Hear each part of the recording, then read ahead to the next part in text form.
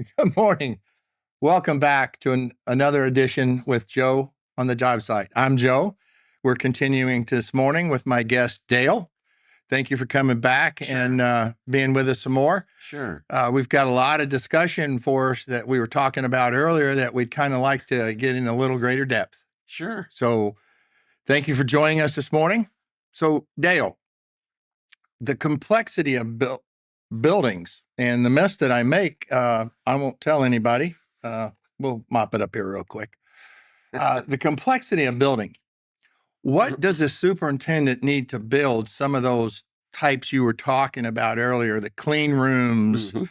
the sanitary sterile water systems? What would Sure. help a superintendent become and train for that particular area? Sure. I think that's an interesting thing that as a superintendent and in the commercial world of construction has an opportunity to do. So not only can they build the normal schools, the office buildings, the hospitals, but they can also elevate and increase their learning skills in some of these more complex facilities. So typically, Joe, as you said, there are high purity water systems with specialty high purity stainless piping that are orbitally welded and just some unique technologies. So what a superintendent would need to do in that case would to really nothing more than to get hands-on experience working on those sites and gaining a comprehensive understanding of some of the nuances and specialty things that happen. There's clean steam. There's just so many different systems and processes that go into making what technology is going to have as semiconductor chip plants come Right. on, Right. as we continue to develop and manufacture new drugs, and even a lot of the foods and what they call nutraceutical facilities that are coming on board, specialty drinks that are coming on. So I think it's a really cool market. And if I was coming up as a superintendent, I would want to at least have some exposure along the way to those types of So you have a opportunities. superintendent that's built hospitals. Hmm. Is there an overlap of any of that training for hospitals? Because they have a lot of the surgical water, the sterile rooms, the clean Yes, rooms, yes, and the waters and stuff. Would there yes. be an overlap on that with some of these higher end specialty Yeah, systems? sure. Yeah, that would be a good segue if somebody wanted to move into a growth opportunity and specialized chance to build some of these. Yes, they use the HEPA filters, they use clean rooms, the surgical rooms are sterile, redundant systems, generators that kick on when power is lost, same type of situation. So that would be a very good stepping stone to at some point in your career increasing your ability to build some of these more higher performing type construction projects. So in all of the assemblies of the sterile water purity, the clean rooms and stuff, and I've been around some of the manufacturing plants that make pharmaceuticals. Sure. Yeah. And the finalization and testing and certification and Yes. sterile of those Yeah. systems is just amazing. There's almost as much time to do that Yeah. as there is to build it and put it together. Yeah. You have your quality assurance and your quality control and your visual inspections of welds and things like that. So it's a little slower schedule. Typically, it's a little higher budget. Typically, it's a skill set that is learned by hands-on experience from the operations side. So somebody that wants to grow into a new market, that would be a good way to go. Somebody that likes to stay, with a school or a bank or something else, that's fine too. So And it just gives options. and with this gain in experience, would you say there would be an increase in their wages That for should correlate, yeah, because it is a little more specialized. It is a little bit more regionalized. So, of course, as you gain new skill sets and new specialties, also too does your income climb as well. So, right? yeah, So, and this would be something that a superintendent that would most likely involve travel because they don't build a bunch of them in a one state. It's Yeah. probably multiple states and stuff. Yeah, that's a good point, Joe. Yeah, there would be probably, as you said, a per diem. There would probably be a contract for the length of the job. Generally, these jobs are a little longer just due to the components, the material, and the expertise required. So you would probably be away from home, on an 18-month, 24, maybe 36-month period where you periodically go back and forth. You But know, yes, I've yeah, traveled on some of those long-term projects, yeah. and I always ask the wife, "Hey, you want a mini vacation? Yeah, that's right. Bring the kids. Come on out. That's right. Let's Yeah. have the weekend together." Yeah, you can find that balance. You can Yeah, find that between work balance and family for sure. between work and family. Hmm. And my kids always love seeing the new places and new Yeah. things and Yeah. Yeah. traveling. That's perfect. They got that in there. Yeah. So moving something you said earlier, you talked about cold calling. Hmm. That was a few years back. That's right.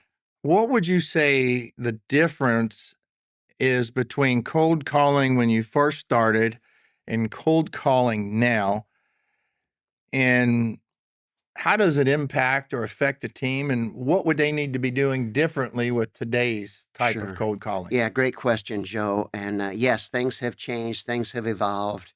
Those of us on the listening audience today have most likely gone through this COVID, pandemic that we have had. So that has changed a lot of the way that organizations in the construction, architecture, and engineering groups find work.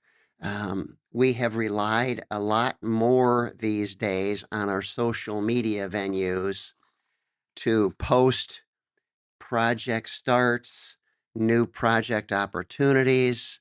We've seen a lot of video, such as this video walkthroughs of Yeah, where the projects. architects do the video Yeah, walkthrough just so the owner can yeah, get a little bit of grasp of what their project. Because yeah. when you're doing something that size and that type, Hmm. getting the architect or the owner to understand what their deliverable is going to be, what's Yeah, going to be seen at the end of the job, that's right. is important to them. Yeah, so superintendents and the operational staff will make sure that on a daily basis, there are videos taken of job sites where you can actually see the progress. Yeah, And the owner can say, okay, they actually made some headway and reached some milestones today on this yeah, project.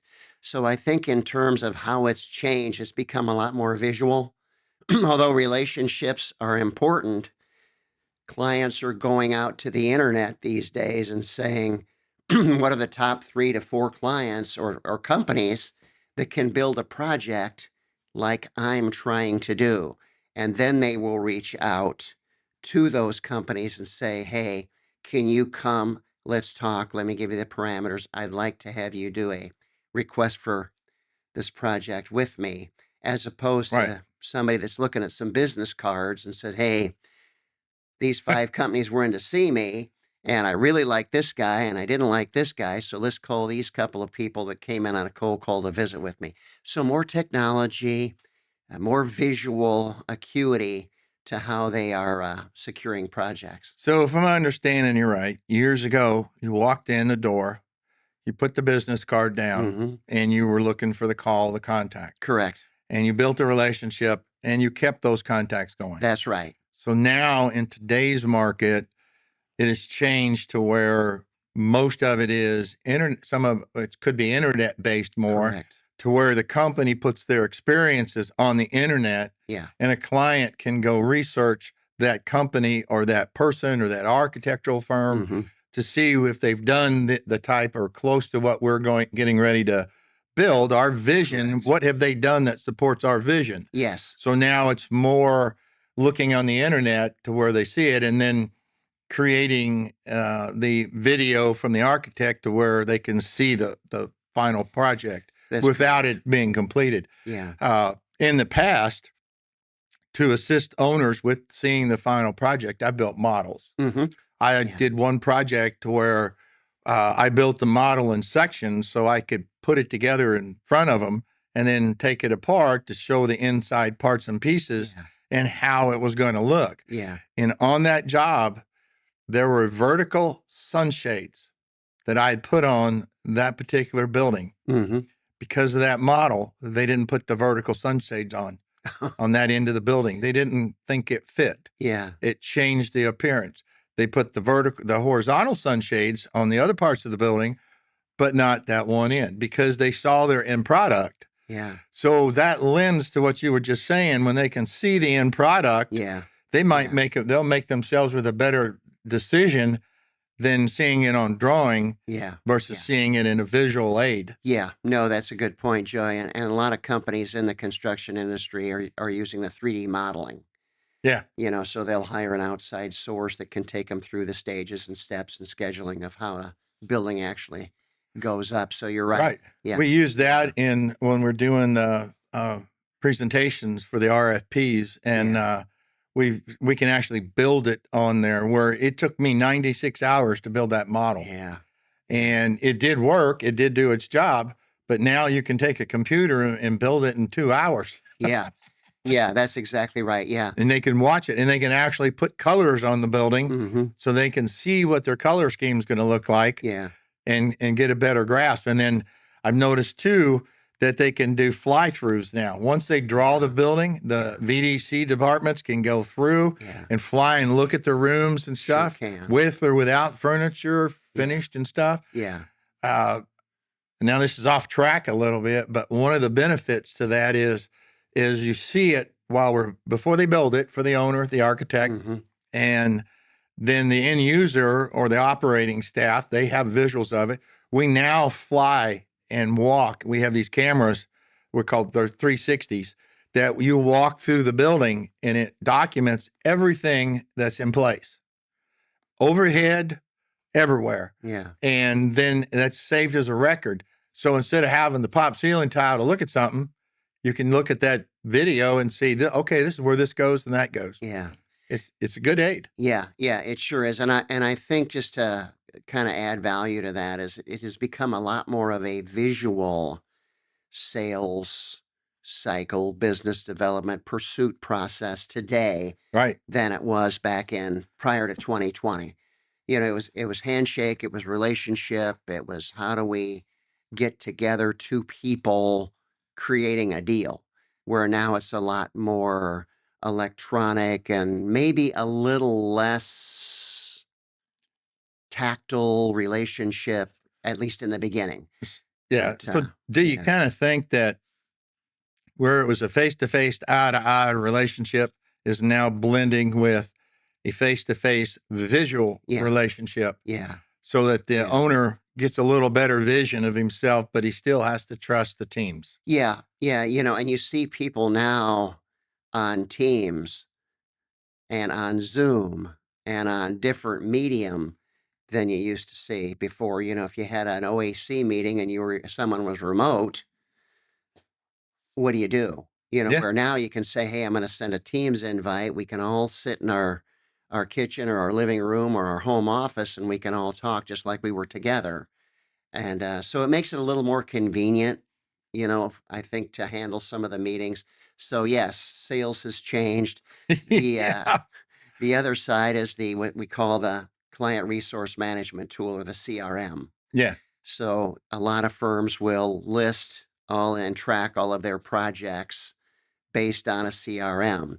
And generally, operational staff have access to that client resource management tool to where they can input data, um, anything to track it, conversations, lists of vert engineering, value engineering of products and stuff. So that is another tool that is used in order for all of us to link together, Right. sales, marketing, and from the field side, it's helpful that where you can say, this is what we did and this was unique, so that if we ever run across another opportunity like that in the sales field, we can say, hey, we've done this before and we're going to present the team that has the knowledge of this. So the interface between the sales and the operational staff continues to grow and is a solid link.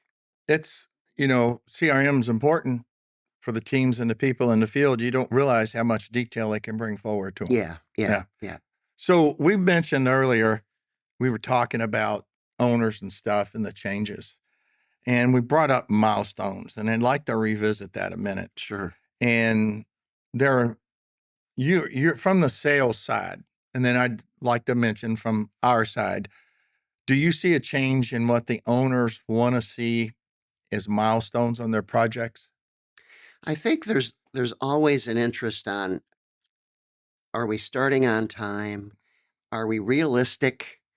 Um, we know currently in today's market we have increased land prices and increased material prices, In sh- deliveries? deliveries, and shortages of people that want to enter the industry. That's correct. So, when you look at those kinds of things, is there a milestone in assurance in the marketplace that would keep me, for example, as an owner, to say, I'm confident that with all of these variables affecting today's construction climate, my project will get done on time.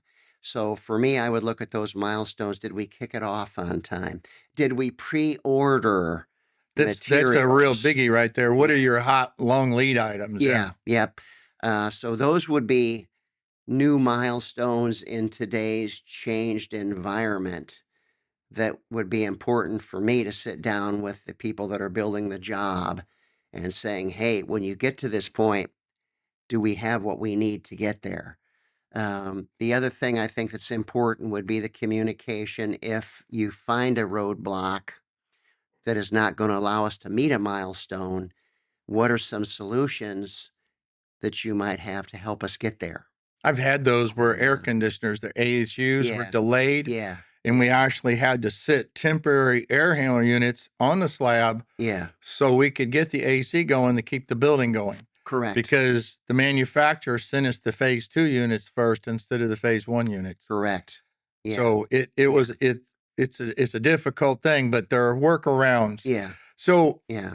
how do you, when you're and you're doing your sales and your BD with an owner, you have an owner that has a project he wants built, and you look at your teams, your superintendents, your BD, Mhm. everybody sit down and you have a roundtable discussion Mhm. on the schedule. Yeah.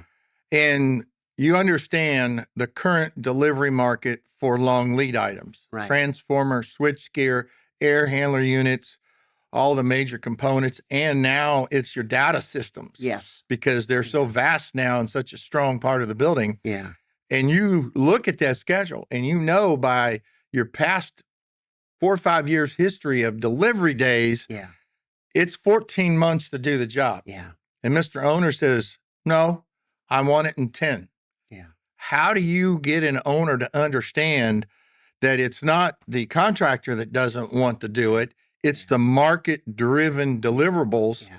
that are going to make you have your challenge in your schedule. How do you work with Yeah. an owner for that? I think that's overcoming an objection, or creatively overcoming an obstacle, of the project delivery. So I think that you would have to say, we've gone out to market. We found that this is the case. In order to complete your project on a timely fashion, as discussed originally during the pursuit process, uh, there are certain items that we'll need to pre-order to get here early. One of the advantages to you in so doing that is we can leverage our long-term relationships with our suppliers and vendors that other companies and firms do not have. So the Right. advantage of using this team and this company is that you will be able to receive those products in a timely fashion, because we will have a little bit of relationship priority, which will allow us to meet the demands of the schedule. And I think that's the best way to approach that Do situation. you usually find the owners are open to purchasing accelerated deliveries? These days, yes, very much so. Yeah. And I think it's just a necessary part of doing business. Yeah, some of the milestones now, the owners have the milestones that the key ones are you going to start on time? Are you going to finish on time? Right. And those are their key. And, there's a lot of lines in betweens, and sometimes it gets a little Yeah. hectic getting to that end date. Right. But the ones I like to see that I try to blend the owners that are key elements is number one, you have your site clearing. Hmm. Then once you have your site clearing, like one of the projects I did in the past, we were given the site and it was given to us at an elevation that was 6 inches higher than it was supposed to be. And it was 13 acres. Oh, shit. So we had to strip the site down to do the work. Yeah. And the other part is your your once you have it stripped, you need to have a milestone that your soils analysis has been verified. Yeah. Because before they start a project, they do the soils analysis for the engineer will and complete tell you your bearing values and all the parts and pieces of it and what material it needs. But then then I always like to set one either start of foundations or foundations complete Yeah. because that is a big link Yeah. for the rest of the structure. Sure. Once you got the dirt done in the ground with the Yeah. footings and foundations underground, then you move forward. Yeah. The next thing I like to do is the slab on grades and have those as a milestone along with the structure, the walls, milestones, the roof, the dry in. And then one of the key ones I like to have for the owners, you have, start hanging drywall, finish hanging drywall, and then your millwork and stuff comes in. But the key one that they really need because of today's technology is your systems rooms Yeah. ready, your IDF and systems rooms, Yeah. not just the room, but the connection all the way out to the street. Yeah. So it can be the service provider's connection to the MDF. Right. And then with the amount of technology that's in the buildings now, we want to provide a date Hmm. so that the MDF, the system room 1, system room 2, 3, 4, and 5 are in.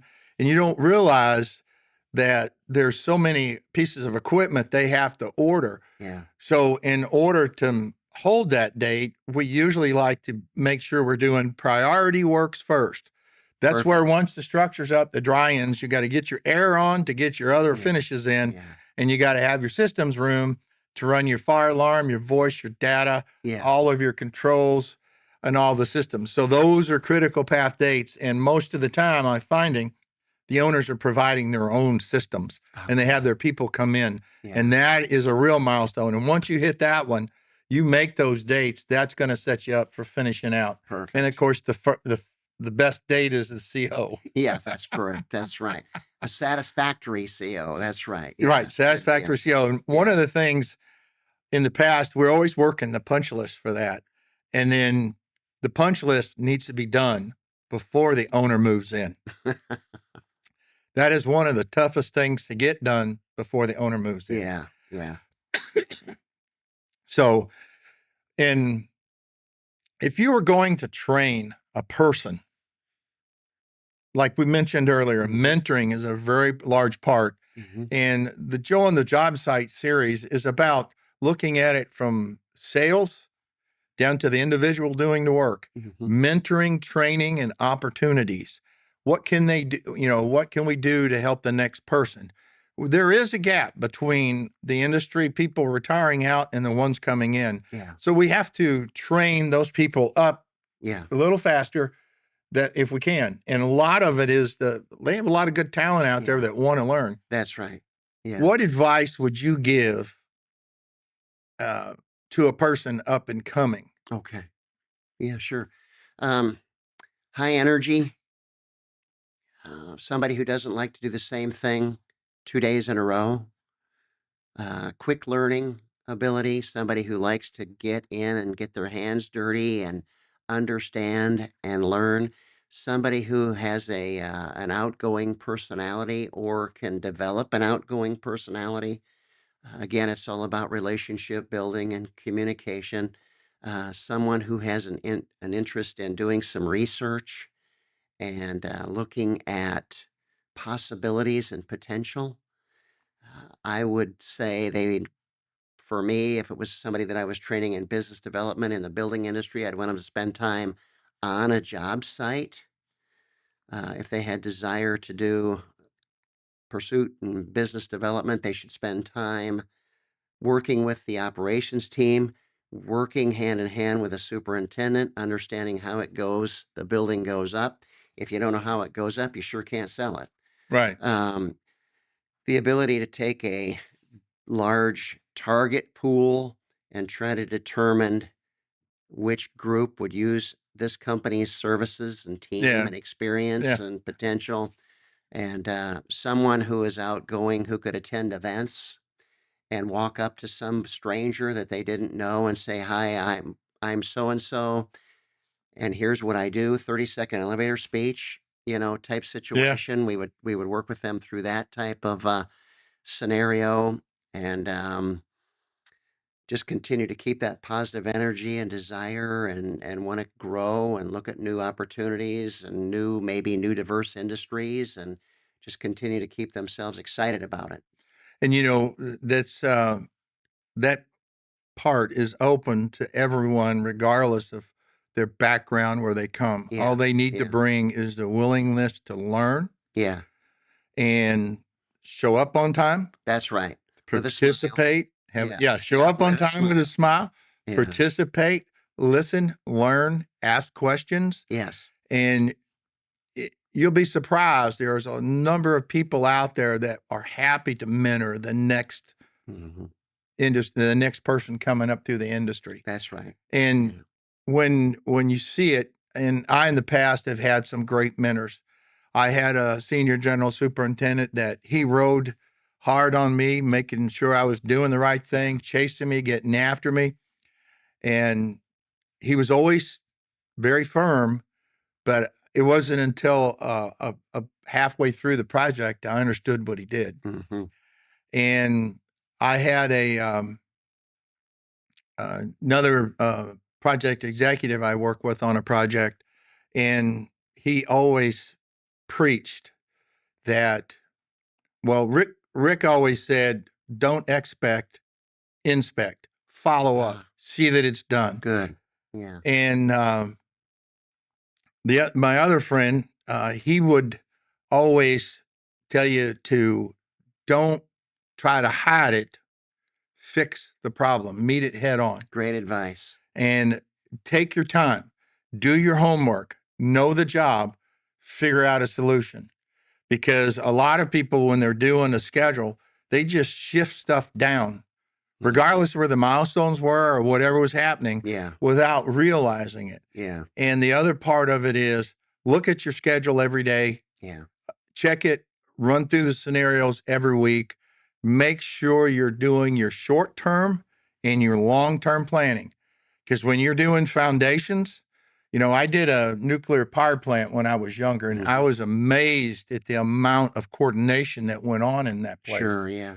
And from all the staging, the stacking, and the coordinating, and they had people that did nothing but monitor and coordinate the job in the field. Not a superintendent, but almost like a logistics person Okay. to help the field flow, to keep it open, to keep all the trades moving in, to meet the concrete Yeah. pours, and all the parts and time that comes through to it.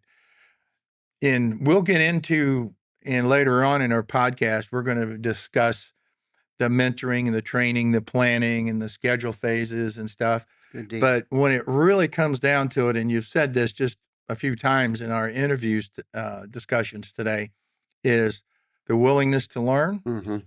the be on time, Yes. try, Yes. listen.